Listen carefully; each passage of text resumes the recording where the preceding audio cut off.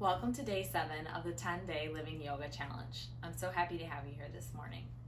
Today we're going to be exploring the second of the Niyamas, which is called Santosha, which can be roughly translated as the idea of contentment. So what does that mean when we try to cultivate contentment off of our mats? I'll come up with a few different examples that we'll go through today, and then I'll give you your Living Yoga Off the Mat challenge of the day. So first, in terms of cultivating contentment, I like to think of the idea of judgment, most specifically self-judgment. So we have all done this at some point in our lives, but thinking of the judgments that we place on ourselves for all the things that we think we should do or be that we aren't at this particular moment in time. So, anytime we find ourselves shoulding ourselves, we should have this, type of success, we should be this wealthy, we should have a partner, we should have children. There are 1,001 different things that we can judge ourselves for, but cultivating that idea of contentment comes with releasing that judgment. So knowing that you don't have to be or do anything other than you are right now at this very moment and in each and every moment of your life. So the sooner we can get into the practice or the habit of releasing any negative feelings, releasing the shoulding that we do to ourselves, we'll be one step closer to helping to create that feeling of contentment in our lives more frequently. The second example has to do with the idea of forgiveness. So if you're like me, you've had points in your life where you've held on to unforgiveness for quite a long time. Holding on to grudges, holding on to hate and negative feelings, while that can be sort of satisfying in the short term on some level, in the long term, that really is a barrier from us being able to cultivate that deep sense of inner peace and contentment. So I really encourage you, as you're working with the practice of Santosha off of your mats, to take a look throughout your life at things that have occurred and to see if there are places where maybe you are, you could get into the practice of forgiveness. And it's also something too that you may want to seek out some professional help for. So a counselor or a therapist or a really trusted friend, those could all be excellent resources to help you continue to process the feelings and the associated experiences that you've gone through in your life that are kind of blocking you from finding forgiveness.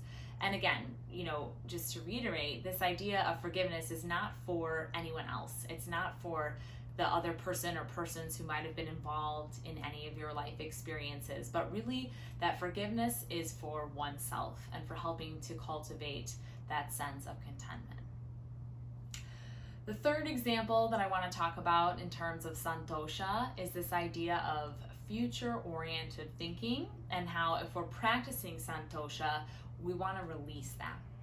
So Eckhart Yoga, which I've referenced before here in these videos, I really love the way that they explain this particular concept. So they talk about this idea of the I'll be happy if/when blank happens. So this could be a million different things. It could be I'll be happy when I get a promotion. I'll finally be happy when I move into a different home. I'll be happy when I get a partner. I'll be happy when I lose 5 pounds. I'll be happy when I make a new friend. The list goes on and on and on of all these things. But really, we want to think about stepping into the present moment in each and every moment and thinking to ourselves, okay, what would make us happy right now? What would help us find some peace and some contentment in this particular moment? And I think as we focus on each of these moments as they come up and thinking about, okay, what are the actions we can take at that moment? What are the practices we can engage in at that moment? What are the things we can do for ourselves to really fill us up from the inside out? That would be what, living Santosha off the mat could look like as well.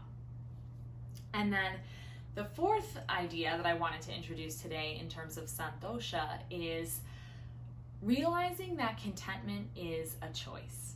So in today's email associated with this video, I included a quote from Rumi, and I love Rumi, so you'll see a lot of those quotes spread throughout the emails here. But this one in particular says, "Why do you stay in prison when the door is so wide open?"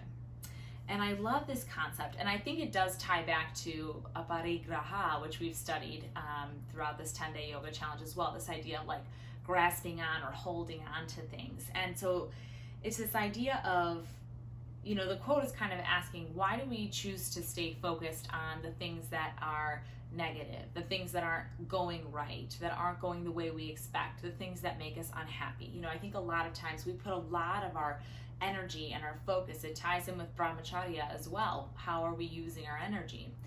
If we're constantly looking at those things and making those the biggest and most important things in our lives, then we're never going to be able to connect with this sense of inner peace or inner contentment. So recognizing that, yes, you know, our feelings and thoughts fluctuate. We're not happy every single moment of every day, and that's okay. But at the same time, we have the ability to choose our attitude, to choose our focus. So if we're thinking about trying to cultivate a deeper sense of contentment within our lives, I think it's important to honor and acknowledge when things aren't going your way, when they don't seem that they're right, when there are changes that we want to make. All of that is great.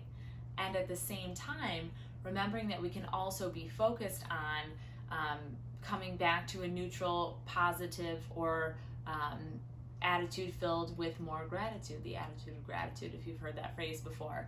And also thinking about, you know, focusing on, okay, so this went wrong today, but what are all the things that went right today? You know, those things don't tend to stick out in our memory as much as the negative things do. But the more we get into this practice of shifting our attitude and shifting our focus, I think the more we'll be able to see that there's a wonderful balance in life between light and dark, yin and yang, you know, quote unquote good or bad. And so getting into some of those habits will also help us to live that Santosha more fully off of the mat. And now for today's Live Your Yoga Off the Mat challenge is going to be to make a gratitude list. And I'm not talking just a gratitude list where at the end of the day you jot down like, oh, what's 2 things I was thankful for today? I'm asking you to go a little bit deeper with today's challenge. I want you to spend at least 10 minutes, 15 minutes, 20 minutes, however much time you're able to carve out for yourself. And I want you to sit down with a journal or a piece of paper and reflect not just on this present moment, not just on your day today, but really on your life in general, either where it's at this moment or kind of where you've come in your life. And I want you to think about what are some of the different things that you have gratitude for. If you're having a hard time getting started with this today, I've got some different, I'll call them prompts or ideas to get you thinking in this morning's email, so be sure to check that out if you need a little bit of help getting started. Thank you guys so much for being here with me this morning. Have a great day.